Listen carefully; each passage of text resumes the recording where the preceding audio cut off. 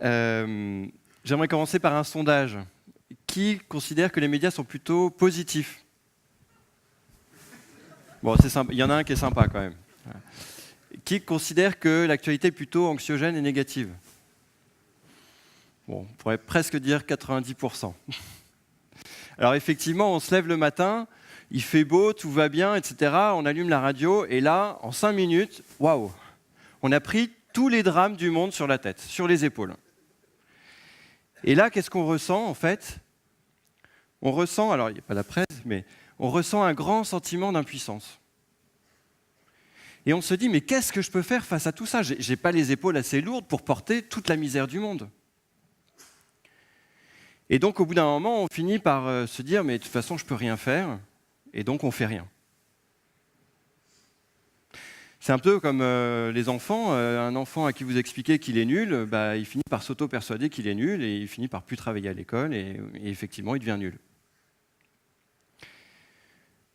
Mais c'est vrai aussi dans l'autre sens. Je ne sais pas si ça marche. C'est vrai dans l'autre sens. Une histoire, c'est une enseignante qui me racontait qu'un jour, elle a eu la visite de parents d'élèves, assez inquiets, parce qu'ils avaient une fille qui ne marchait pas très bien en classe, qui n'était pas bien dans sa peau. Sauf que la prof a confondu l'élève avec une autre qui plutôt allait bien. Et donc, elle raconte aux parents, mais votre fille, ça se passe bien, ne vous inquiétez pas, elle est formidable. Moi, je trouve qu'elle a un bel avenir, tout se passe bien. Alors, elle s'est rendue compte après qu'elle avait fait une boulette, mais les parents ont quand même raconté cette histoire à leur fille. Et le lendemain, la fille, en classe, a commencé à participer, à se sentir plus à l'aise. Et à la fin de l'année, elle est devenue exactement comme l'autre élève qui marchait bien. Alors, avec 2 amis, on en avait effectivement un peu assez d'entendre que des catastrophes dans les médias, et on s'est dit, et si on allait découvrir le monde avec nos propres yeux? Aller voir les hommes et les femmes qui retroussent leurs manches pour faire avancer le monde, les entrepreneurs sociaux, et donc on est parti faire un tour du monde de l'espérance. Alors, on n'avait pas d'argent, donc on est allé voir des sponsors, on est allé voir Carrefour, parce qu'avec Carrefour, je positive. Et puis, on n'avait pas de moyens de locomotion, donc on a acheté une vieille 104 pourrie à 500 €, qui n'était pas en très bon état. Et on était 3 garçons, 3 copains, on s'est dit, bon, il nous faut quand même une fille dans l'équipe. Le problème, c'est qu'il n'y a aucune fille qui a voulu venir avec nous. Et donc, on a appelé la voiture Cindy, comme Cindy Crawford, en se disant, bon, c'est toujours mieux que rien. Et voilà, on part, on quitte le périph', tout content, 1 an d'aventure, et Cindy tombe en panne à Blois, à 100 km de Paris. Donc en termes d'espérance, c'était plutôt mal parti. Et puis comme on nous a dit qu'il fallait prendre soin des femmes, on l'a bichonnée, on l'a emmenée chez un garagiste qui lui a refait un nouveau radiateur pour pas qu'elle ait froid, ou plutôt qu'elle ait pas trop chaud. Et elle nous a menés jusqu'au Niger, où là on l'a vendue en pièces détachées. On n'était pas très fidèles, mais comme elle avait fait plusieurs tonneaux quand même. Et ensuite l'Amérique du Sud en bus, l'Asie en train, l'Europe de l'Est en Trabant. Alors je sais pas, vous voyez ce que c'est les Trabants? Les Trabants, c'est les voitures de l'Est. En fait, il n'y avait que ça. On mettait 3 ans avant de l'avoir, mais c'est des voitures en plastique avec un moteur de mobilette. Et donc, ça tombe en panne tous les 100 km. Donc, nous, on connaît tous les garagistes entre Bucarest et Paris. Quand il fait froid, c'est un peu compliqué. Et ils ont aussi des histoires belges sur les Trabants, en fait, dans les pays de l'Est. Pour vous donner une idée, quelle est l'option la plus utile sur une Trabant? C'est le digivrage arrière, ça permet de se chauffer les mains quand on la pousse. Alors, on a rencontré énormément de personnes passionnantes qui nous ont beaucoup touchés, que ce soit des entrepreneurs, des chiffonniers qui ont réussi à changer tout leur bidonville. Mais il y a une expérience qui, moi, m'a fasciné.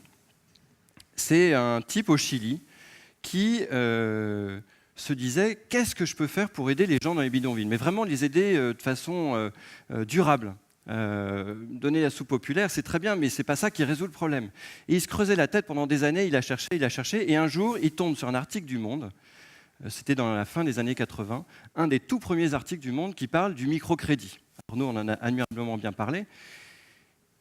Ces banques des pauvres, un Bangladais, à l'autre bout du monde, qui avait inventé la première banque des pauvres, qui avait déjà 100 000 clients, qui remboursait à 98%, aujourd'hui il a 7 millions de clients. Mais ce type au Chili se dit, mais c'est génial, c'est exactement ce qu'il nous faut au Chili. On va dupliquer l'idée, on va lui voler son idée. Enfin, on va lui emprunter son idée.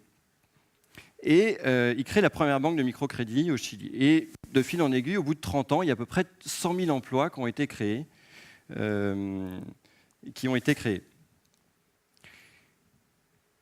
Est-ce que vous imaginez ce qui serait passé si le journaliste n'avait jamais écrit l'article? Ces 100 000 emplois n'existeraient pas. Et le pire, c'est qu'il a peut-être passé 3 heures à recopier une dépêche AFP, ou peut-être une semaine sur le terrain, et en une semaine, il a changé la vie de 100 000 personnes. Et ça, moi, je trouve ça extraordinaire. Et c'est ce que j'ai appelé plus tard l'impact journalism. C'est-à-dire, les journalistes ont un impact quand ils dénoncent les problèmes, puisqu'ils doivent dénoncer les problèmes, ils doivent nous alerter sur ce qui ne va pas. C'est quand même les vigies de la démocratie, c'est le contre-pouvoir. Mais quand ils parlent aussi des solutions, là, ils nous donnent des pistes pour agir. Donc on est au courant des problèmes et on sait comment agir. Alors la question, s'ils ont de l'impact, pourquoi ils n'en parlent pas plus souvent de ces solutions? Alors c'est la question qu'on s'est posée. Avec des amis, on a créé une organisation qui s'appelle Reporters d'Espoir. Et on a fait une grande soirée avec 1200 leaders d'opinion, quasiment tous les journalistes, tous les leaders d'opinion journalistes, de Claire Chazal au patron des Échos, du Nouvel Obs, de Elle, etc. Et c'est l'ancien, à l'époque, le patron de Libération qui nous a donné la réponse. Pourquoi les médias parlent-ils pas plus souvent des solutions? Il dit parce que ça ne se vend pas. Il dit les gens, ça ne les intéresse pas qu'on parle des solutions. Les trains qui arrivent à l'heure n'intéressent personne. Nous, notre rôle de journaliste, c'est de porter la plume dans la plaie, comme le dit Albert Londres. Et là, moi, je me suis dit, mais c'est pas possible. Il se trouve qu'on avait écrit un livre après notre tour du monde qui s'était très bien vendu alors qu'on était inconnu. Donc, ça veut dire quand même que ça doit intéresser les gens. Et donc, j'étais convaincu que si, ça pouvait aussi faire vendre. Et donc, on est allé voir Libération, et là, on est tombé sur le numéro 2 de la rédaction qui, lui, pensait tout le contraire en disant, oui, moi, ça m'intéresse, je pense que c'est vraiment quelque chose d'intéressant. Et je vous propose même qu'on fasse ensemble un numéro de Libération dédié aux solutions. On va choisir un jour dans l'année. Alors nous, on était super enthousiastes, c'était quand même... Et donc, il en parle à ses journalistes et qui lui disent, mais écoutez, quand même, t'y penses pas, on va quand même pas faire un journal positif. On va pas quand même se mettre à repeindre la vie en rose comme si tout allait bien. Et il leur dit, mais non, c'est pas ça dont je vous parle, c'est pas les trains qui arrivent à l'heure, c'est les trains qui arrivent en avance, ou toutes les solutions qui vont faire que demain, ils seront plus jamais en retard. Ça, c'est intéressant. Et il dit, écoute, nous, franchement, ça ne nous intéresse pas. Et il dit, écoutez, très bien, on va faire ça un 26 décembre, vous serez tous en vacances, donc on n'a pas besoin de vous. Et en plus, 26 décembre, c'est un des pires jours de l'année en termes de vente, donc on ne prend pas trop de risques, la régie ne nous en voudra pas. Et donc, on a fait avec lui, en l'occurrence avec Patrick Busquet, qui était le directeur général que j'avais embauché à l'époque, et des pigistes. Et on a fait ce numéro ensemble, et ça a été la meilleure vente de l'année. Alors là, les journalistes sont revenus vers leur directeur de la rédaction en disant ouais, c'est vrai que c'était quand même intéressant, c'était des sujets qu'on ne connaissait pas. Apparemment, le public a apprécié. Donc nous, on est partant pour l'année prochaine, mais bon, cette fois-ci, il faudrait le faire sérieusement. Donc on va le faire nous-mêmes. Et là, on avait gagné. On avait gagné parce qu'ils se sont appropriés le projet. Et donc on n'avait plus qu'à leur suggérer des idées de sujets, éventuellement compléter quand ils n'avaient pas le temps de tout faire. Et ils ont fait comme ça 5 éditions en tout, qui ont toutes été des très bonnes ventes. Alors avec Spark News, qui est la nouvelle organisation que j'ai montée, qui est la même idée, plus internationale, on s'est dit on va faire la même chose, mais avec 20 journaux dans le monde, dans 20 pays. Donc un jour, le même jour, 20 journaux, 20 pays. Et là, ce qui est assez incroyable, c'est qu'on a commencé à aller voir ces patrons de presse, et tous sont très enthousiastes. Que ce soit le patron du Monde, alors ça nous aide un peu, parce que c'est l'ancien patron de Libération qui est devenu un des directeurs de la rédaction du Monde, donc il était déjà convaincu. Le Times of India, qui fait 4,5 millions d'exemplaires, le plus gros journal en anglais dans le monde. The Observer, le plus gros journal en Argentine, en Malaisie, etc. Alors, ce n'est pas encore fait, mais on est en train de le préparer et on est très, très enthousiaste. Il y a un problème quand même, et qui explique aussi pourquoi les médias ne parlent pas plus souvent des solutions. Ce n'est pas simplement parce qu'ils pensent que ça ne se vend pas, c'est aussi parce qu'ils ont du mal à trouver les sujets. Et les patrons de presse nous disent, mais c'est vrai que tous ces sujets-là dont vous parlez, ils sont en dessous de notre radar. Parce qu'ils n'ont pas d'attaché de presse pour faire la promotion, c'est des sujets qui ne font pas de bruit, qui sont discrets, qui avancent doucement. Et un peu comme le dit Gandhi, un arbre qui tombe fait beaucoup de bruit, un attentat, ça fait du bruit. Mais la forêt qui germe, on ne l'entend pas. Alors on s'est dit, puisque les journalistes ont du mal à trouver des sujets, on peut peut-être les aider. Plutôt que de leur reprocher de ne pas parler des solutions, on a aussi un rôle à jouer, peut-être qu'on peut les aider. Et donc on s'est dit, on va faire une base de données mondiale de toutes les solutions qui existent, alors plutôt sous forme de vidéos, parce qu'aujourd'hui c'est ce qu'il y a de plus facile à partager. Et donc on a créé une plateforme sur laquelle n'importe qui, n'importe qui peut mettre des vidéos de CNN, de YouTube, de Shamango, de TED, de Dailymotion, etc. Et comme ça, les journalistes viennent trouver des nouvelles idées. Alors certains sujets ont déjà été traités par les médias, mais c'est pas grave. Quand CNN a fait un sujet, TF1 peut faire aussi un sujet dessus. Voilà. Et donc au bout de 8 mois, on a plus de 1000 vidéos comme ça pour inspirer les journalistes. Alors on parle des journalistes, c'est bien, mais regretter que les médias parlent plus souvent des solutions, mais est-ce que nous, on en parle ? Un jour, il y a une directrice d'école qui me racontait qu'un père de famille était venu la voir complètement désemparé parce que son fils était nul, il foutait rien en classe, etc. Il considérait que le monde était pourri et que de toute façon, à quoi ça servait de travailler ? Sans doute quelqu'un qui n'avait pas lu le livre d'Isaac Gates. Et là, la directrice d'école dit au père, mais monsieur, quand vous rentrez à la maison le soir chez vous, vous lui parlez de quoi, votre fils ? Et là, le père de famille, tout d'un coup, a pris conscience qu'effectivement, il lui parle de ses problèmes de boulot, qu'il lui parle de son patron qui le harcèle, de ses collègues qui sont nuls, et de l'augmentation qui ne vient jamais. Et en fait, on parle des médias, mais on est tous des médias. On a tous la capacité à communiquer avec les autres. Et en plus, avec Facebook, moi, en un clic, je communique auprès de 1500 personnes. Et la plupart d'entre vous aussi. Et même si c'est 100 personnes, c'est déjà énorme. Et donc, on peut parler aussi de ces solutions. Alors, je vais vous faire un petit cadeau. En fait, ce n'est pas vraiment un cadeau, parce que c'est un cadeau qu'on m'a fait, que je vous refile. C'est quelques histoires parmi ces 1000 qu'on a repérées et que des journalistes ou des gens comme vous et moi ont mis sur le site. Premier exemple, c'est Mike Biddle. Mike Biddle, c'est un Américain et qui a constaté il y a 20 ans que 90% du plastique est enfoui ou brûlé, autrement dit, pas recyclé. Pourquoi ? Parce qu'autant le métal, on peut le séparer dans les décharges, on peut le séparer du reste avec des électroaimants, autant le plastique, on peut séparer le plastique du reste, mais quand on a 25 sortes de plastique différentes, on ne peut pas les faire fondre ensemble et faire un nouveau plastique. Il faut séparer chaque type, le PET, le poly, je ne sais pas quoi, etc. Et il n'y avait pas de technologie et tout le monde considérait que c'était impossible. Et lui s'est dit, mais moi j'ai envie de trouver une solution. Et pendant 20 ans, il a fait de la recherche et développement.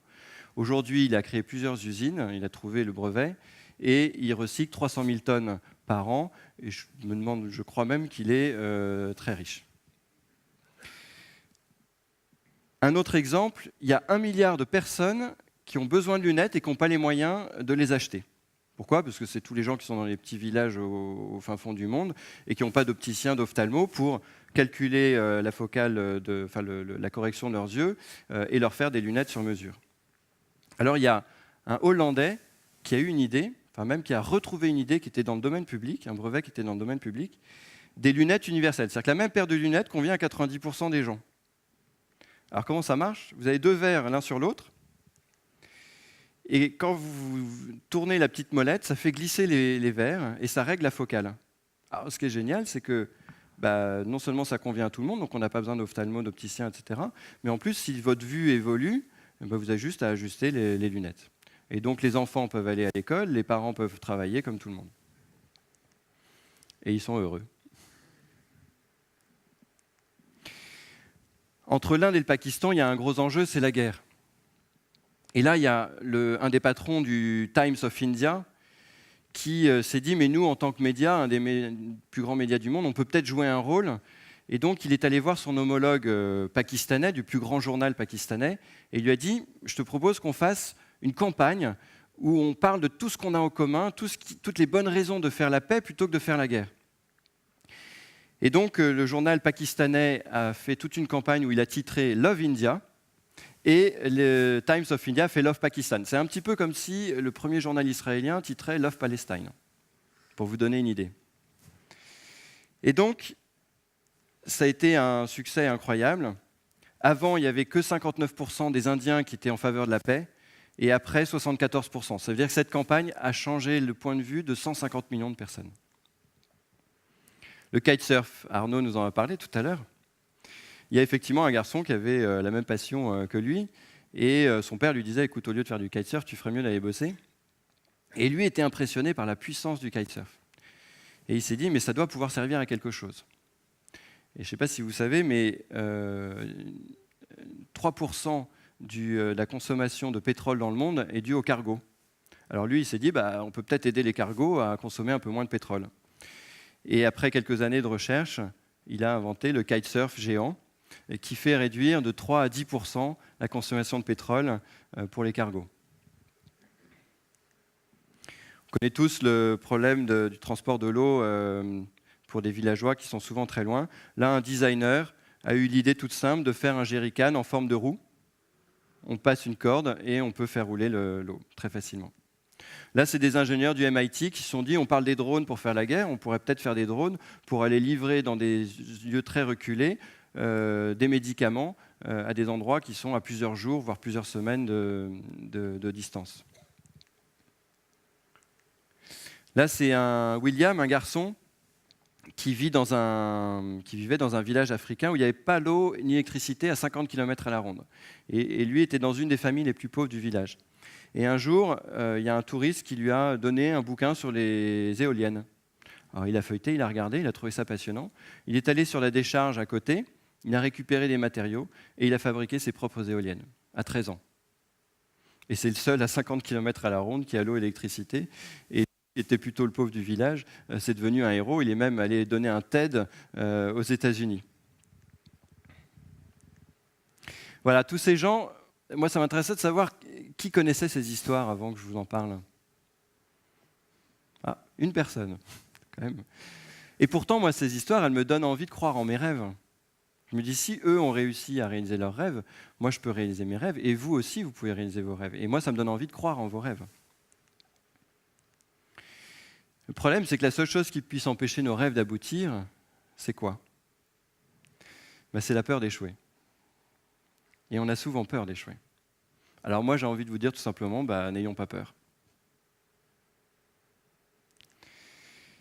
Et pour terminer, mon souhait, c'est que demain, avant d'allumer la radio, je ne vous dis pas qu'il ne faut pas écouter la radio, hein, c'est important d'être au courant de ce qui se passe, mais avant d'écouter la radio, et si vous racontiez ces histoires que je vous ai partagées ce soir à vos enfants?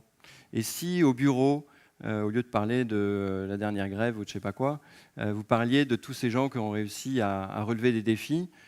Peut-être que d'ailleurs ça aiderait l'entreprise, ça pourrait l'inspirer. Et puis une dernière chose. Moi, ce que je souhaite, c'est qu'à chaque fois que vous verrez un article ou un reportage qu'un journaliste a rédigé ou a réalisé, qui apporte des solutions et qui vous donne envie de croire dans ce monde, je vous demande tout simplement de lui envoyer un mail et de lui dire merci.